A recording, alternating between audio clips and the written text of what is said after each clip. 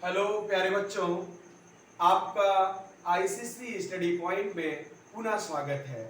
मैं सौरभ आज आपको एक सेल चैप्टर का बेहद इंटरेस्टिंग टॉपिक सेल डिवीजन का सेल साइकिल पढ़ाऊंगा। सेल साइकिल इसको हिंदी में कोशिका चक्र कहते हैं, ठीक है। तो सेल साइकिल क्या होता है, देखिए चलिए डिफिनेशन की बात करें ना। द पीरियड्स वेयर, या कह सकते हैं in which one cycle of cell division is completed, ठीक है। कलम कंप्लीटेड मतलब कि कह रहा है कि द पीरियड इन विच, जिसमें one cycle of cell division is completed, मतलब कि एक बार कोशिका विभाजन होने में जितना समय लगता है वही क्या कहलाता है, कोशिका चक्र, ठीक है। क्या कहलाता है बेटा, कोशिका चक्र। अच्छा, तो ये कितना होता है, अगर हम बात करेंगे एनिमल की ना, कितने घंटे का होता है जी, तो एनिमल में होता है बेटा 24 आवर, है ना, 24 hour. This is a very important point for competition of you when you want to crack the medical exam, ठीक है।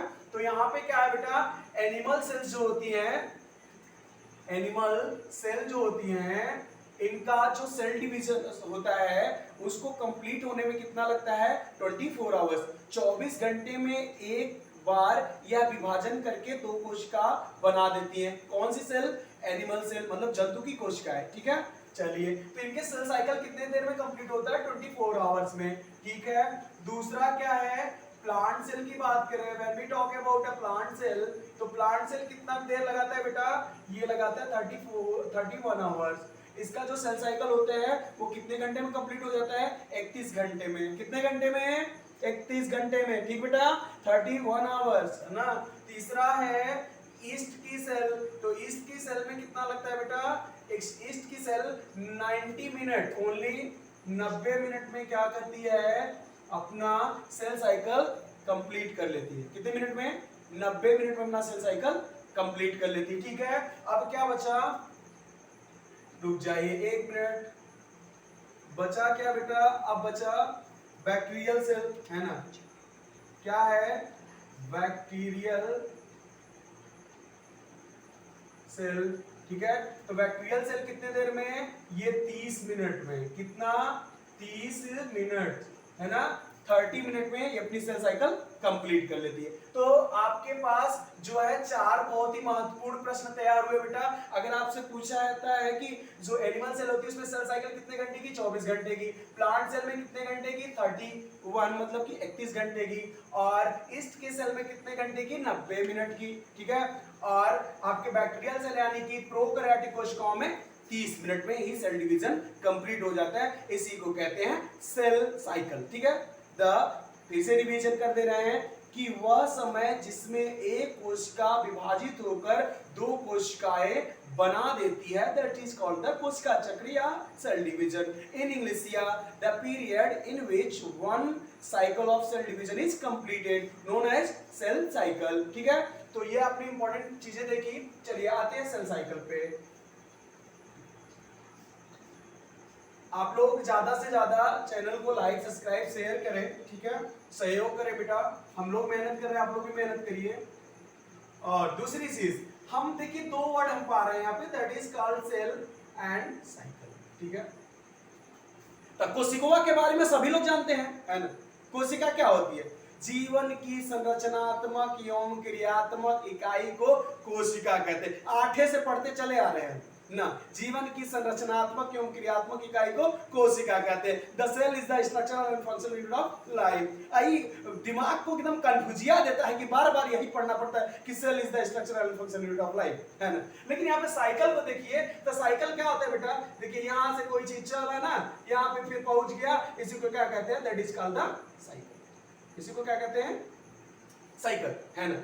तो ये कह रहा है यहां से चला यहीं पे पहुंच गया, तो इसी को साइकिल, है ना। तो सेल साइकिल कब कहेंगे, सेल साइकिल तब कहेंगे कि जब एक पेरेंट सेल से 2 डॉटर सेल बन जाएंगी और उसमें जितना समय लगेगा फिर क्या होगा, उसी को सेल साइकिल कहेंगे। क्योंकि जब ये पेरेंट सेल डॉटर सेल को बनाएगी फिर ये भी मैच्योर होगी, तभी तो ये भी तो सेल बनाएगी, है ना। तो यही क्या कहलाएगा बेटा, सेल साइकिल। ठीक है, तो साइकिल और सेल दोनों समझ में आ गया। चलिए आइए जानते हैं सेल साइकिल के बारे में, क्या होता है सेल साइकिल के दौरान। चलिए सेल साइकिल को देखिएगा ना, तो सेल साइकिल में मुख्यतः दो फेज होते हैं, है ना। Cell cycles have mainly two phase. कौन कौन बेटा, इंटरफेज, ठीक है, और क्या दूसरा, यम फेज। क्या, यम फेज, है ना।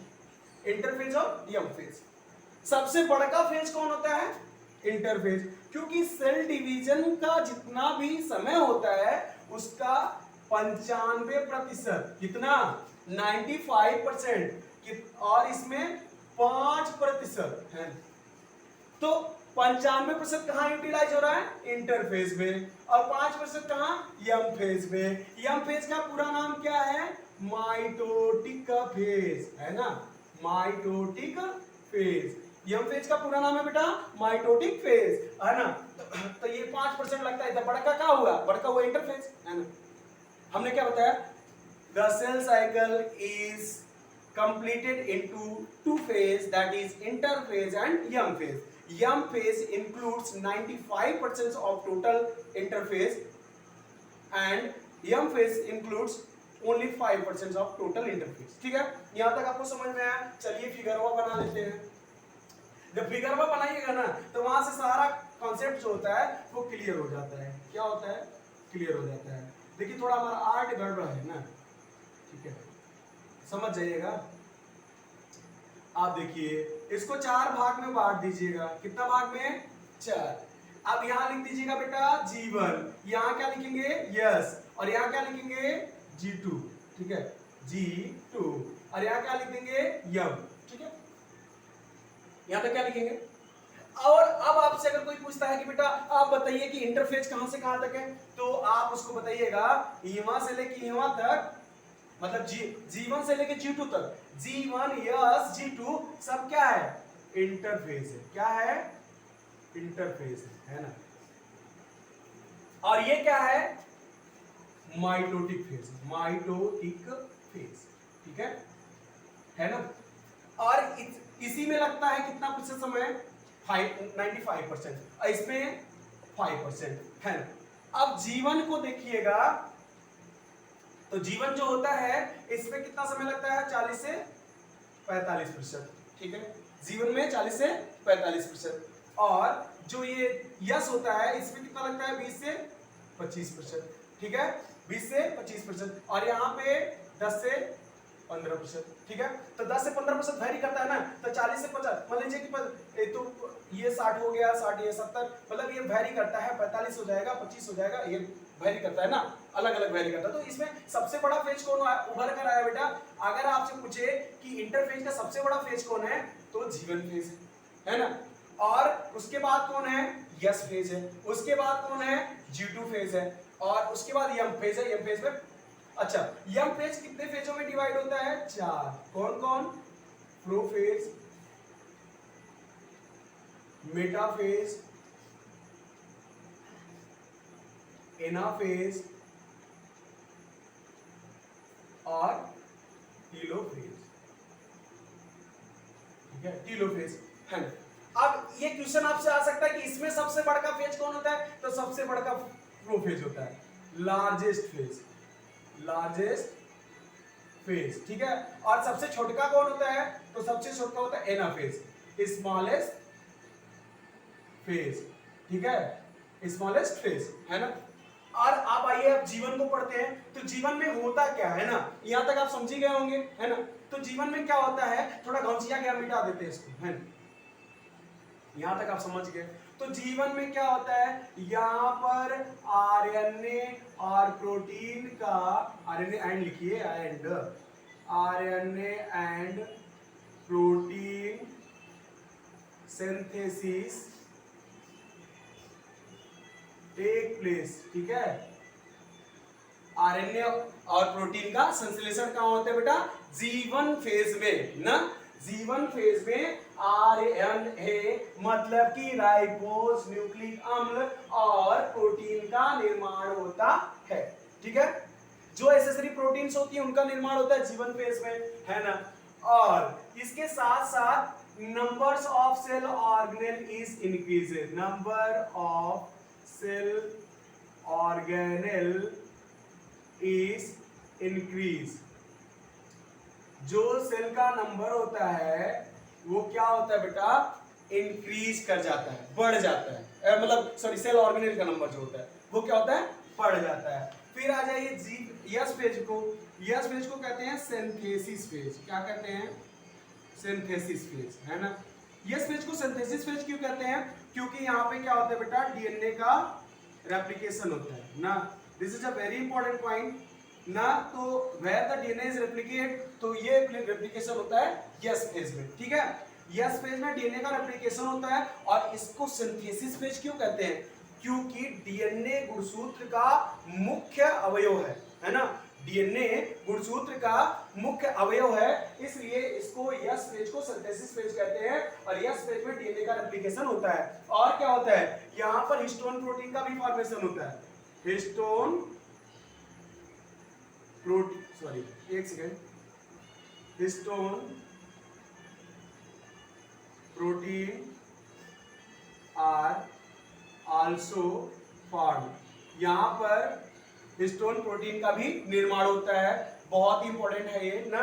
फिर आ जाइए यहाँ पे भी आरएनए प्रोटीन का निर्माण होता है, RNA and protein synthesis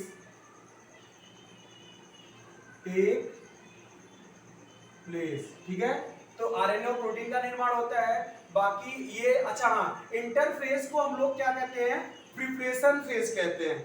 interphase को प्रिपरेशन फेज कहते हैं और जबकि हम यम फेज को डिवीजन फेज कहते हैं। यहाँ पे कैरियोकाइनेसिस होता है, फिर साइटोकाइनेसिस होता है। तो कैरियोकाइनेसिस क्या मतलब है, डिवीजन ऑफ न्यूक्लियस, और साइटोकाइनेसिस का क्या मतलब है, डिवीजन ऑफ साइटोप्लाज्म।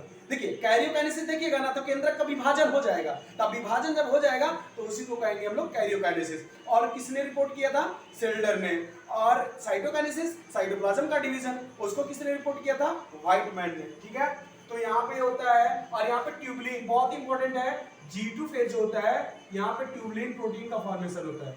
ठीक है, ट्यूबुलिन प्रोटीन ना, ट्यूबुलिन प्रोटीन क्या करता है, जब मेटाफेज अवस्था आती है ना, मेटाफेज अवस्था में ट्यूबुलिन प्रोटीन स्पिंडल फाइबर का निर्माण करता है। मेटाफेज अवस्था में ट्यूबुलिन प्रोटीन स्पिंडल फाइबर का निर्माण करता है। अब तो हमने पूरा ये जान लिया। जीवन फेज जो होता है बेटा, जीवन में आरएनए और प्रोटीन का फॉर्मेशन होता है और इसको प्री डीएनए सिंथेसिस फेज कहते हैं, क्योंकि इसके जस्ट बाद ही डीएनए का रेप्लिकेशन होता है। ठीक है, यहाँ यस फेज को सिंथेसिस फेज इसलिए कहते हैं, बार बार आप जान लीजिए, बहुत इंपॉर्टेंट है, इसलिए कहते हैं क्योंकि जो क्रोमोसोम का मुख्य अवयव होता है डीएनए और हिस्टोन, है ना, वो कहां बनता है, वो बनता है यस फेज में, इसलिए यस फेज को सिंथेसिस फेज कहते हैं। That's clear, okay. Next when we talk about the G2 का कभी-कभी कहा जाता है ना जी कि इसको गैप वन फेज है ना, यहाँ पे गैप इन इसको रेस्टिंग फेज है। नहीं, रेस्टिंग फेज नहीं है, क्यों, क्योंकि यहाँ पे कुछ ना कुछ बन रहा है और कुछ जब व्यक्ति काम कर रहा है तो उसको आप आराम कहेंगे ना, ना ना ये गलत है ना। अब क्या है, अच्छा कभी-कभी आपको क्वेश्चन आता है, क्या आता है बेटा, कि चेक पॉइंट कहाँ पाया जाता है, चेक पॉइंट कहाँ पाया जाता है, तो आप बताएंगे बेटा कहाँ पाया जाता है चेक पॉइंट। एक सेकेंड, ये चेक पॉइंट पाया जाता है G2 और M के बीच, चेक पॉइंट G2 और M के बीच, यहाँ पे चेक पॉइंट पाया जाता है। चेक पॉइंट का क्या मतलब है, कि जहां पे चेक हो, अभी पूरा कार्य किया, इसको प्रिपरेशन फेज कह रहे हैं। अब प्रिपरेशन फेज कह रहे हैं कि मतलब यहाँ पे तैयारी हो रही है ना, तो अब वो तैयारी भाई किए हैं, तो यहाँ आएगा तो चेक करेगा कितना तैयारी हुआ है। अब जब तैयारी हो गया तो इसमें चला गया, तो अभी जाके डिवीजन ना होगा जी। अभी क्या है कि यहाँ पे तैयारी हो रहा था और तैयारी को चेक कौन कर रहा है, तो आपका बेटा ये इंपॉर्टेंट पॉइंट क्या हो जाएगा कि चेक पॉइंट कहां पाया जाता है, तो G2 और यम फेज के बीचमा में क्या पाया जाता है, चेक पॉइंट, है ना। समझ में आया ना। अगला बेटा, अगला क्या है कि कभी कभी पूछता है कि ये G0 लिख देता था, हमको समझ में नहीं आता था जब हम पढ़ते थे ना, तो गुरुजी हमको पढ़ाते थे कि G0 फेज, था जी जीरो फेज, तो जी ऐसे लिखते थे, इसको जी नॉट कहते हैं। जब हमें बहुत बड़ा हुआ है ना, तब हमको पता चला कि जी नॉट फेज कहते हैं। पहले हम जी जीरो पढ़ते थे इसको, G naught phase. G naught phase क्या होता है? जो परमानेंट टिश्यू होता है ना जी, वहां पे सेल डिवीजन, सेल साइकिल को जेनेटिकली कंट्रोल करने का कोई मतलब नहीं है, कंट्रोल होता नहीं कुछ है, तो वहां पे एक जी जीरो फेज पाया जाता है। अच्छा, अगर आपसे कोई पूछे, यहां तक हो गया, इसको मिटा दें, इसको मिटा दें, चलिए मिटा दें। ये बेटा बहुत ही इंपॉर्टेंट पॉइंट है आपके लिए, है ना। आपसे ये भी पूछा जाता है कभी कभी कि G zero phase, sorry G naught phase कहां पाया जाता है? ये बचपन में का आदत नहीं बोलता है जी। अभी देखिए जी नॉट फेज कहां पाया जाता है? G2 फेज और M फेज के बीच में जी नॉट फेज पाया जाता है। और देखिए जो सेल साइकिल होता है उसको जेनेटिकली कंट्रोल कौन करता है? जेनेटिकली कंट्रोल कौन करता है भाई?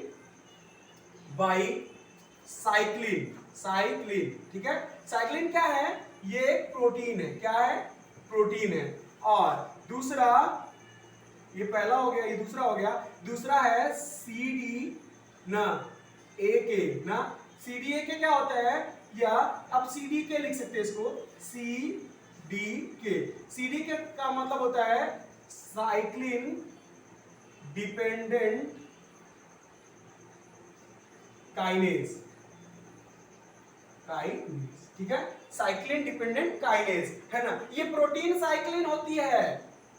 जो सेल साइकिल होता है उसको जेनेटिकली कंट्रोल करने का कार्य कौन करता है बेटा? Cyclin protein. Cyclin protein. आइए लिख देगा CDK, आपको समझ में नहीं आएगा। CDK का मतलब होता है साइक्लिन डिपेंडेंट काइनेज। एक तो प्रोटीन है, दूसरा एंजाइम, लेकिन ये भी प्रोटीन होता है क्योंकि आप सभी जानते हैं ऑल एंजाइम्स आर प्रोटीन। ठीक है, फिर मिलेंगे अगली वीडियो में। Thanks for watching.